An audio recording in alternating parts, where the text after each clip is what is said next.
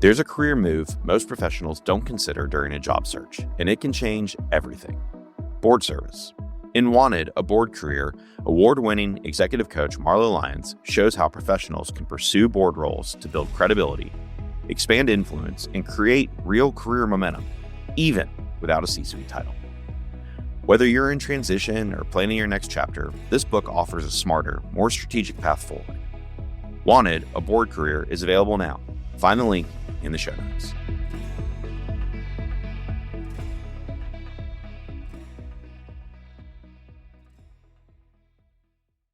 We have taken all friction out of the workplace, and we have taken it out of every part of our lives, right? There's no waiting for anything anymore.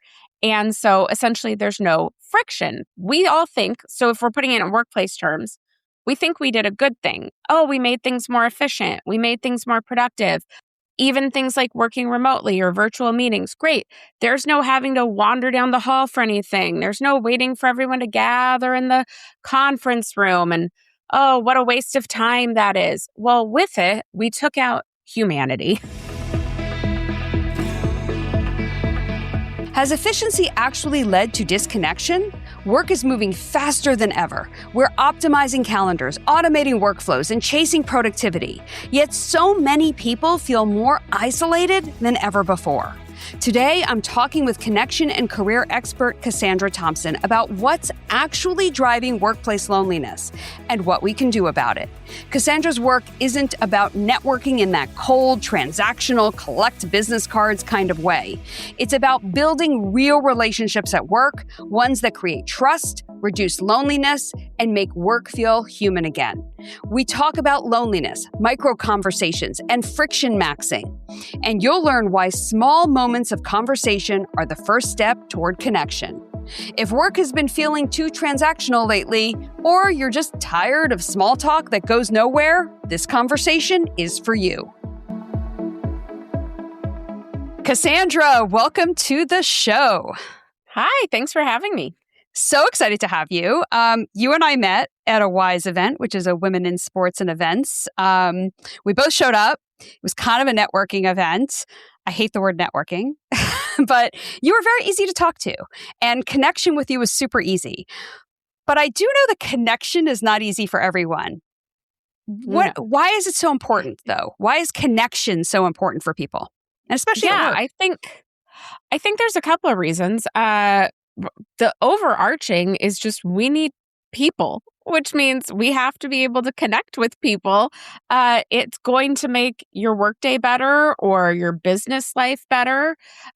Second, though, I would say, you said you hate networking, but networking is really just relationship building. And so we need people in our corner that we actually enjoy, that we connect authentically with, to be able to get new opportunities and to help each other. And so connection is, I've been talking about it a lot lately, of everyone is focused on productivity, but really connection is another thing that makes work thrive. Productivity is not the only priority to making work thrive. You need connection to do it as well. How does that help work thrive?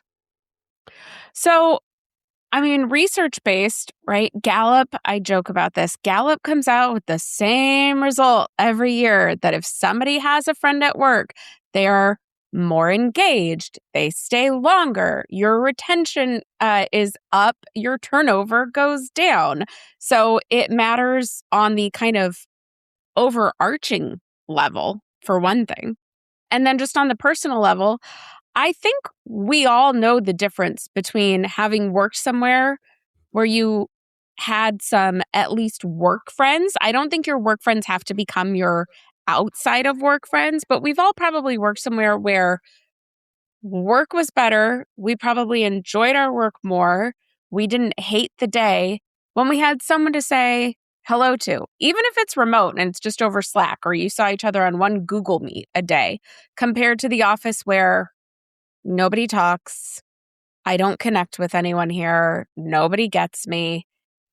That's not thriving. I think once you've experienced both, you go, oh yeah, I see it now. I remember feeling that way in one of my jobs when I started a brand new job and everybody was like going to lunch together. And I was like, I don't know anybody. And I was eating lunch at my desk, which was totally out of culture. And I just didn't feel connected. And it took one person to walk up to me and said, hey, come grab lunch with me. And having that one lunch, oh my God, that was so huge. Just so huge in helping me just onboard, just become comfortable with the uncomfortable, shall we say. Right. And I think with that too, so I love that somebody did that for you. And that's the ideal, right? That's what it should be. It should be somebody who's already in, being the welcome, helping hand to somebody that's new. That is not always the case because people are wrapped up in their own lives. And so I think it's everyone's responsibility that if you start seeing like, oh, I'm always eating lunch alone, it's being brave enough to go, would you like to have lunch with, like, could we have lunch together today? Or, hey, would it be okay if I join you guys? Like, if no one's doing it, you have to be the one to start it. That's so hard though, right? I mean, for some people, especially introverts or neurodivergent people, like it's so hard to be the one that advocates for yourself in that way. And to realize that it's not that people don't care, right? Right. That's just so difficult. So here's the thing. It is hard. I'm not saying it's not hard, but hard doesn't mean impossible. True. If that's what you really want, if you want friends at work, if you want to feel connected at work, we have to do hard things. We can't just wait on other people to do it for us. That's what I'm learning more and more as I'm studying up on loneliness and connection. And as I look back on where it worked in my life and where it didn't, I think a lot of us are defaulting to, well, I'll wait for them to set up a mentoring program. I'll wait for them to set up an onboarding buddy program. I'll wait to join an association where I have to go to an event. And at the event, somebody will talk to me. Participation is on you. Connection is on you. And so it's everyone's responsibility. We can't just default to, well, somebody else should do it or a program should be set up for us. We all have to do it. And I'm not trying to take away that that's hard. I'm not trying to take away that doesn't mean there has to be an act of bravery there and that there's a shot at rejection. Okay, I get it. Even as an extrovert, I don't want to get rejected. It's still scary to me to have somebody go, no, sorry, I'm busy. I can't do lunch. Oh, okay. But you have to try. Yeah, and I agree with that because I do think that companies, their resources are low, they're putting out learning programs, and that's really the foundation of what they do. But they're not focused on connection. In fact, they've pretty much deprioritized it. Like they're not making that the most important thing. And when they don't do that, you've mentioned this phrase called what is it? Friction masking. Friction masking. Yes. Tell me about that. Like, how is that hurting relationships? It's called friction maxing, and that's what people are starting. Got it wrong starting there. to do. No, it's okay. It's because it's from. It's not my phrase. It's a writer for The Cut did an article on this recently, and she was saying the same thing that I have seen and that I have been talking about for years. And she put a term to it, which is essentially we have taken all friction out of the workplace. And we've taken it out of every part of our lives, right? There's no waiting for anything anymore. And so essentially there's no friction. We all think, so if we're putting it in workplace terms, we think we did a good thing. Oh, we made things more efficient. We made things more productive. Even things like working remotely or virtual meetings, great. There's no having to wander down the hall for anything. There's no waiting for everyone to gather in the conference room. And oh, what a waste of time that is. Well, with it, we took out humanity. We took out those moments for connection. Those moments as everyone gathers in the conference room where when two of you are sitting there waiting for more to come, you go, oh, how was your weekend? And you learn a little bit about that coworker, or having to walk down the hall and overhearing somebody talk about a project they're working on. We've taken all that out. And so now people are talking about friction maxing, meaning bring the friction back into your life. Find ways to almost have to create friction because that connection is so important. It's necessary to that thriving workplace. So even if it's a virtual meeting, take the time for those 2 minutes of how's everyone doing? Give me one thing that's a highlight of the day, or what's your favorite cereal? It could be anything. That helps bring connection back. But we accidentally, in our rush for efficiency, took all the friction out.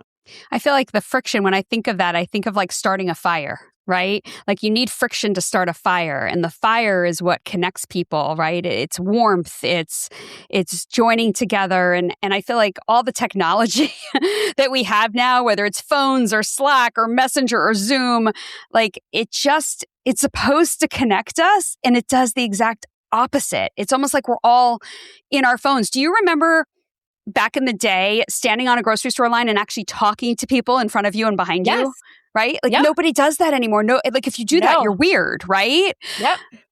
Yeah. And so it takes a lot more to create connection with people, I feel like today. It does, because I completely agree with you.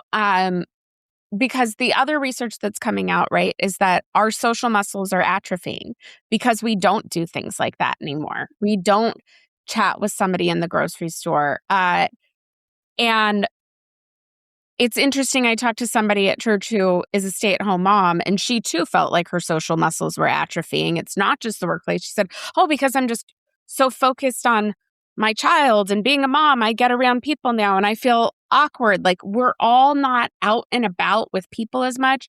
And when we are out and about, the second it feels uncomfortable, what do? We reach for our phones. And so I have really been encouraging people to have what I call micro conversations, both in the workplace and without. And when I say micro conversation, I mean like looking at the barista when you order your coffee and saying, how's your day going? That's it. Okay. Very then simple. They're going to say something back. So even for people who go, I don't like conversation. I'm not saying you have to ask the barista, tell me about the childhood trauma. Like that's not what we're talking about here. We are talking about just getting interested in people again, because again, so that's an example of where we took the friction out of our everyday lives. This is why our social muscles are atrophying. What do people do now? They mobile order. All they have to do is come in and pick up. And people go, I don't want to talk to anybody. But then you wonder why you're lonely. You got to start having these moments that remind us we're a part of a society. I recommend all the time to people to don't do self-checkout, do regular checkout at the grocery store at Target. Now, I will say that's a little harder because, I don't know, I went to Target today and they didn't even have a regular checkout open. But at least there's the person working there that when I leave, I can go, goodbye, thank you, something. Like we need to try and bring back a little bit of friction. And then in that, start just having what could barely be called a conversation, but start having some sort of interaction with other people again so that it isn't as intimidating, so that it isn't as scary. And I think you start seeing, I feel more connected to the world I'm in now, whether that's your own city, your college atmosphere, your office workplace, whatever it is, just having those teeny tiny conversations to bring back that connection. What do you say to people who just don't like small talk? I will tell you that I'm more of a deep talker. I like having like really deep conversations about things, but I get so nervous or uncomfortable, or I just don't like small talk. What do you say to that person who wants to have that deeper conversation, that deeper connection with one or two people versus trying to create that small talk piece? I actually just talked about this on my YouTube channel because people say all the time, I hate small talk. If we can't go deep, I don't want to do this. Here is the thing. Two things really come up with this. One, there is a difference between small talk that's trivial and small talk that's really a conversation. Small talk that's trivial is, oh yeah, isn't this weather just crazy? No one cares. Oh, the freeway getting to this event, it was just so backed up. No one cares. That's nothing about nothing, right? Small talk that goes to a conversation is the only way we can get deep. Again, if I don't have small talk with you first, you are never going to learn deeper things about me. So small talk, if you reframe it as small talk is just getting to know a person, it's those first layers of, I love, in networking, we love to always give planting. And I realized everyone gives analogies about gardening, but small talk, it really does work. Of if you want to go deep in the soil with someone, you first have to break ground. So having small talk with someone where you say, oh, tell me, how did you hear? Our small talk got there fast, right? It's a great example of it. Oh, tell me about what you do. Or I don't even think we started with that, but something came up. We both worked in reality television. Where that we worked, was the right, interesting I was gonna thing. say, and we were talking about people that we knew in the reality television business, which was so fascinating, right? But that's what I was going to say. A question had to be asked to get to that. You couldn't just we couldn't walk up to each other and just go, hey, we're both in Phoenix, Arizona. I bet you too once worked in reality television. Hollywood, right, exactly. You had to hear something. So I think I said something of like, oh yeah, I used to work in television. And then you said, well, I used to work in television. Well, now we have a connecting moment and now it can go deeper. But I really would challenge you and everyone else to stop saying I hate small talk, because you actually don't. You hate trivial talk. That's fair. Getting to know a person has to start with some surface level things, because again, no one is going to trust you if the first time you walk up to them, you go, so tell me what really is the hardest challenge you've got going on in Q1. Like, no one's going to go, hi. What? Like, they're going to go, what's your name? How about I know a little bit about you before I share that with you? So it's the small talk of here. And I guess this would go to it too, is I think some people go, oh, I don't care about these details. Like, oh, their kid plays soccer, or asking somebody, oh, so what'd you do this weekend? Well, that matters because you're learning who they are so that you can get to know them deeper. Again, going with that, you had to put your trowel in the soil and dig a little bit so that you can come back and get deeper later on. And that goes to curiosity, right? You're saying the curiosity alone leads to connection, right? Being curious about what's around you, the humanity around you, the people around you, the events around you, the things that are around you. And networking, I know you have spoken about networking. It's 10% asking, 20% caring, and I believe 70% keeping in touch. Correct. Tell me about that breakdown. Why is that breakdown so important? Because I think networking has changed over the years, that I think we have gotten better of, it's not just asking for favors. It's not asking for favors. People love to go, you got to give first. It's about give and take. Well, I hate to break it to everyone, that is still transactional. If networking is just give and take, that is transactional. So think about that with a friendship. If you had a friendship that was literally just give and take, of you going, hey, could you pick up my kid from school today because I have a migraine and I don't think I can drive? And them going, sure, no problem. And then them saying, hey, I was by the store and I remembered, you said that you were out of sugar, so I thought I'd get you some sugar. So I'm just going to drop it off at your door. And you go, thanks so much. I am at Starbucks right now and I'm getting a coffee. So I thought, would you like a coffee too? Let me give you a coffee. But if that is all you did, that would not make a friendship. You would be exhausted by that. What is the majority of our friendships? Our friendships are going, hey, what'd you do today? Hey, how are you doing? Hey, I saw this funny, right? We have certain people in our lives, or I know people who half their relationship is just sending Instagram reels back and forth to each other. But that is just the keeping in touch of life. And so that is so important in networking as well, to not feel like a user, even if you're giving more, right? And that's why giving gets 20% and asking gets 10. Mm-hmm. Even if you're giving more, a lot of it should just be checking in and caring for the person of just, hey, I thought of you today. Hey, happy birthday. Right? That's a big one for me is you say happy birthday and you don't attach anything to it. Happy birthday. Have you looked at my proposal yet? No, we don't do that. Right. Or, hey, I saw this thing. I thought of you. Great. That could also technically go into the give care, but Mm-hmm. it's just being mindful of the other human being. And so that's where that breakdown comes. And then if you want, I can talk about the give part a little bit. When I say give, I am talking about giving care.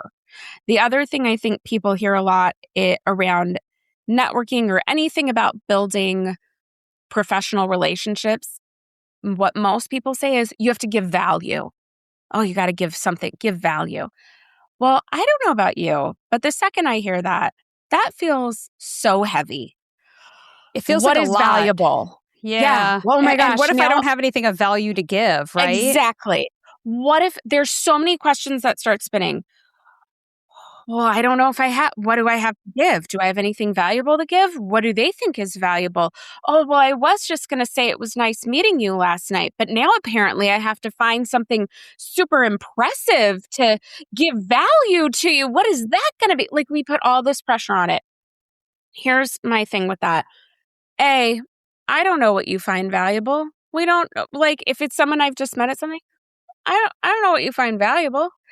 B, what I find valuable or what I think I can give that's quote unquote valuable might not be something you need. But what everyone and their mom can do is give care. Everyone can show up and go, it was so nice meeting you last night. Would love to have a further conversation and hear more about your business. Or again, down the road, giving care can just be, hey, you came to mind today. I would love to hear how things are going. Giving care can be sending an article. Now, also, I would say that is actually valuable, but our brains don't hear that. So that's why I like care. You can do a lot of things to show care for a person. And honestly, how many of us actually feel cared for in our business relationships? Probably not a lot. So if you are the one who is doing it, you are going to stand out massively. And I think it takes a lot of the pressure off. Takes a ton of the pressure off. That's what I was just going to say. Like, I feel more relaxed already just thinking about it of caring because, I check in with people all the time. And I just say, hey, if you ever want to throw time on my calendar and just catch up, and I give them a calendar link, right? Just to catch up. Like, agenda's all yours, right? Like, not my agenda. Right. I don't need anything, want anything, whatever, but just catch up. And I can say I did that at the beginning of this year to probably about a lot of people. And some took me up on it. And I've had some amazing catch-up conversations in January and now early February and through the year. And at the same time, like it's kind of almost fueled my soul, even though I was caring, right? Just saying, hey, if you want to catch up. And it does, it fuels your soul. It's like a back and forth kind of fueling in a way. So what is this peopling thing that you talk about? Yes. So I think every day for me, I put peopling on my calendar every day. And I think everyone should do this. And I also would say, put it at the top of your calendar.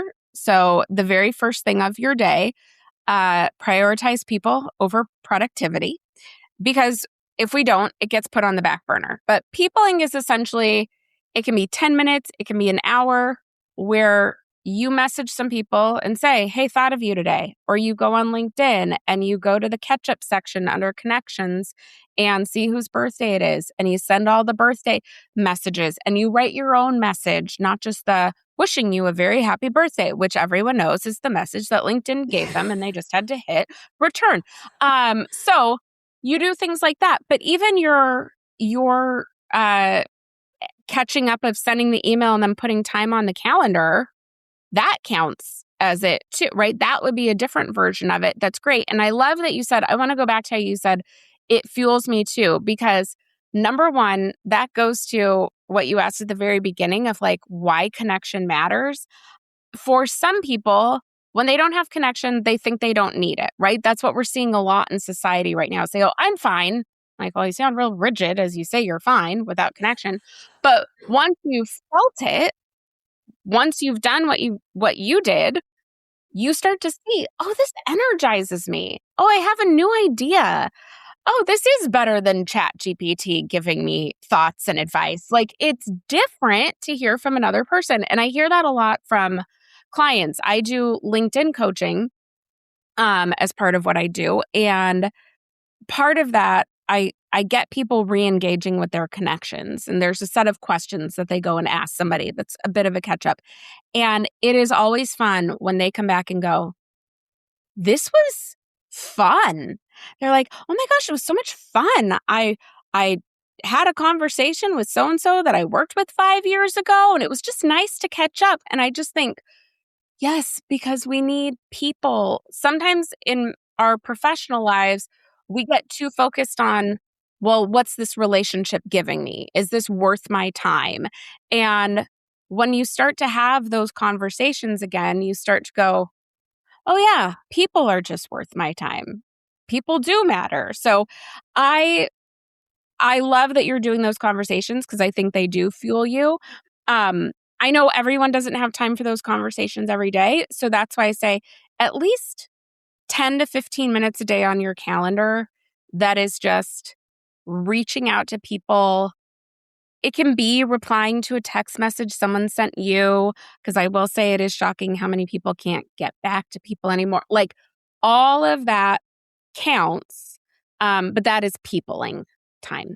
And it's really about consistency, right? And realizing that you are being fueled, and if I'm consistent, then it continues to build that reservoir, shall we say, of feeling good and connection, and it takes away, I think, some of the stress of juggling work and kids and life when you just can focus for 15 minutes on just talking to another human. Right. Yes, completely. Yeah. There's a moment that I think that everyone dreads when they go to like social events. And I'm one of them for sure. It's that initial, what do I say? We all kind of want to be likable. And we want to be likable right away. Maybe that's because of the lack of friction, right? Where we want somebody to instantly say, oh, I like that person without being fake. Is there something you can do to just feel comfortable and know that you're likable? Yeah.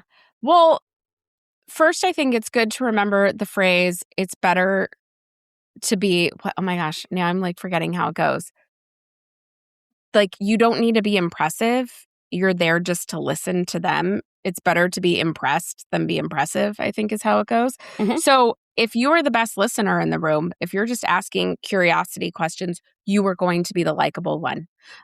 People go home from events going, oh, I really liked Marlo. She was great. And if they got pressed and said, tell me about Marlo, they'll go, oh, I don't know. It turns out Marlo just asked me to talk a lot about me. She asked me a lot of questions. So number one, if you are the one asking questions, you're likable. But in terms of when you first go up to a group, right? There's walking in the room and then there's like finding that group. When you're first going up to a group and you want that group to like you and to accept you, this is where I think everyone thinks, oh my gosh, I have to say something so clever and so witty, or I have to be so impressive in this moment. No, you don't. You just need to show humanity. Because they all are nervous too. Even extroverts. This is where I don't like when people start doing the introvert-extrovert divide of events. Every extrovert does not walk into an event and go, I feel completely at home here. Like, we don't. It's awkward to go in and meet new people, no matter who you are. We might get more energy from the event, but it's still awkward. So my favorite thing to do when walking into a new room, when entering a group, it's completely revolutionary. It's going to blow your mind. It's so out there. You're just going to walk up and say, hi, I don't know anyone here. Is it okay if I join you? And nobody is going to go, no, you can't sit with us. And on Wednesdays, we wear pink. Like, no one is going to mean girls you. No, they're not. They are And I've gonna done go, that before and it works oh great. my gosh. It is Yeah. the greatest. It is what I use 90% of the time. It is the greatest opener. I have had people, when I've said it in a group, go, oh, that was good. I am going to use that. And I'm like, yeah, because we all have been the person nervous to join the group. So just start with that. And then let's say it's not your first time there, or you it's not the first group you're meeting, right? You've left them and now we're circulating. The next group, you just change it to, I don't think I've met any of you yet. Is it okay if I join in? Yeah, that's another good one. I really like that.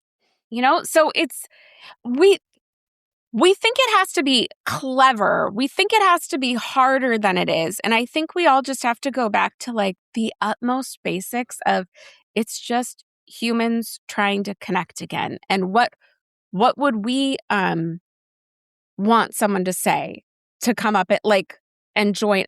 I figured that one out because I realized how much it worked on me. How much when people would come up and say, oh, you guys, I have had people say, oh, you guys look nice. Can I talk with you? I'm like, what are we going to do? Go, no, we're mean. No, not nice. See ya. It's like, oh my gosh, we looked nice. You chose us? Okay. Like, please come join. So that I think is the absolute easiest way to start. If someone is feeling disconnected right now, whether it's from life or feeling disconnected from humans, feeling disconnected in their work, where do they start to try to build that connection? So I'm going to give two different starting points. One is just start feeling connected to the world around you again. It goes back to what we talked about before. Get out of your house and order a drink at the counter at Starbucks and ask the barista, how are you doing? Walking by somebody on the street, compliment someone on their outfit. It's something like little things as simple as that. If they just go, oh, thanks, or the barista goes, I'm fine, and acts busy, okay, who cares? You tried, but you're getting out there and not just being by yourself, because that's the thing of loneliness begets loneliness, right? Disconnection just is a vicious circle of you feel more and more disconnected. And that's why it is on you. You can't wait for someone else. It is on you to go make that first step. So that's why I think that's a really safe one, because if there is rejection, the rejection is going to be, oh, thanks. The rejection isn't, no, sorry, I don't really want to meet you for coffee, right? It's a much lesser thing. So we're really starting at the basics of basics. If you are at the point where you go, I need to see people, I need to make friends, I need to do things again, the easiest place to start is with someone you already know, even if it's somebody from 5 years ago. So I would suggest, think about who is the old coworker that you haven't talked to in years. Send them a message and say, hey, it's been a really long time. I would love to just catch up and hear what's going on with you. Do you want to do a Zoom call or, something like that? Here's my Calendly. Make it easy. Mm-hmm. I am going through a situation right now where I realized, oh, some people don't know how to do that. So it's just this back and forth of whenever you have time. Oh, whenever you have time. No, if you're going to ask them, send them a link or at least say in the next week or two, give them a time frame. But start with somebody you know. It could be an old friend, but that is where it's still going to feel risky to make an ask. And this is something that I don't think is out there enough when people are talking about connection and loneliness. They just go, oh yeah, ask somebody to do something. And as somebody who's moved cities and had to be the asker over and over again, no one is talking about, that's really hard when you've been rejected. That's really hard when you keep asking and it's not reciprocated. And so I fully understand that side of why it feels so scary. If you're already feeling disconnected, it's a big jump to go, hey, it was nice meeting you. Do you want to get coffee? And so do that in the safest way possible of just, who can you reconnect with? Go find that person and ask them. People also have to remember that it's not always rejection. It's our perception of what's happening, right? Somebody could have somebody in the hospital. Somebody could just got fired and they're trying to process their own feelings. Like, we make so many assumptions about what's going on, especially in job searching. I have a client who was like, they said I'd hear by Monday. I didn't hear back. It's Wednesday. It doesn't sound like I'm getting the job.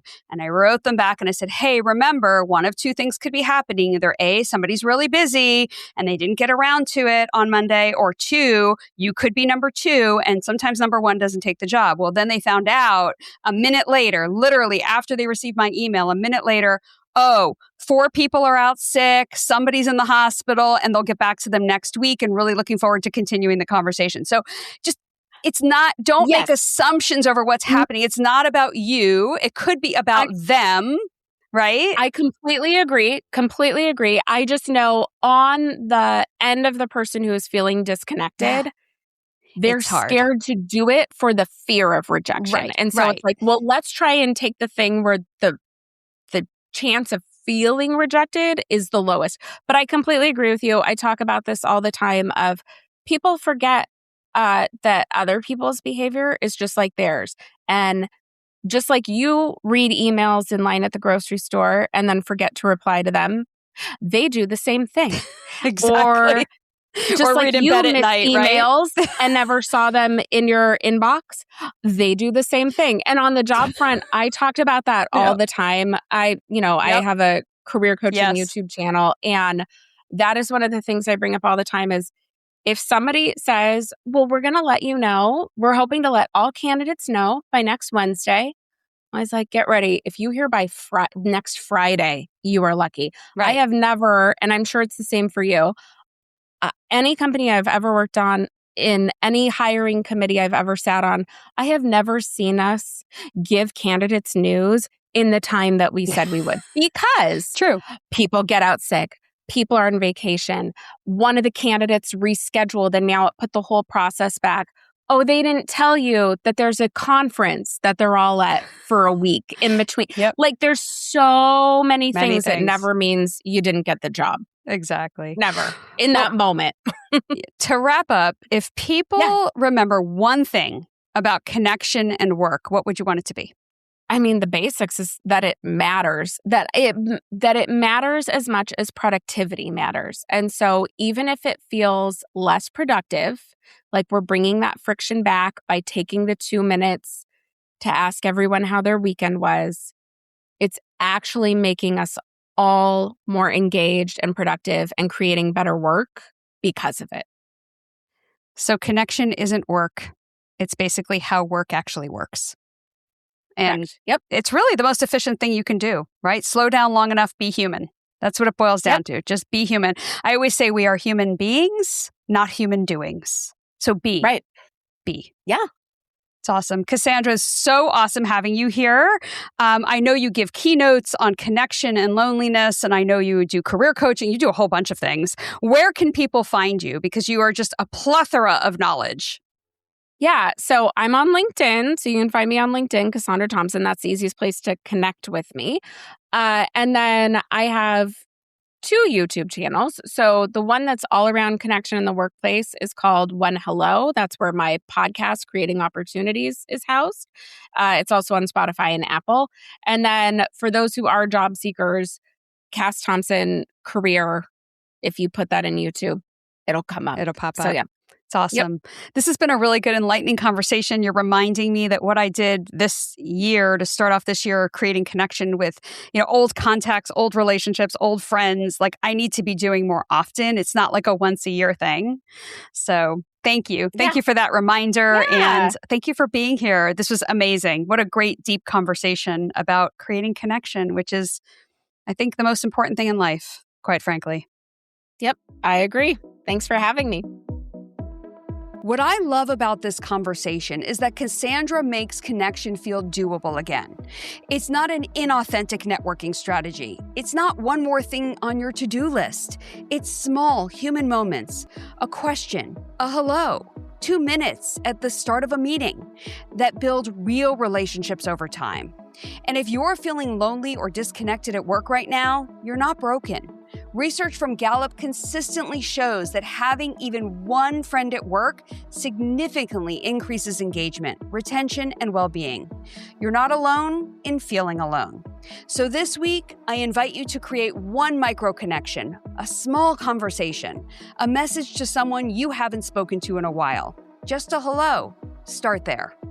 If today's episode resonated, share it with someone who might need that reminder that connection matters as much as productivity, perhaps even more. And as always, stay curious, stay growing, and stay unscripted. The journey is yours. Work Unscripted is produced and edited in partnership with the team at Palm Tree Podco and 21 Digby. The content for this week's episode was created by me, Marlo Lyons.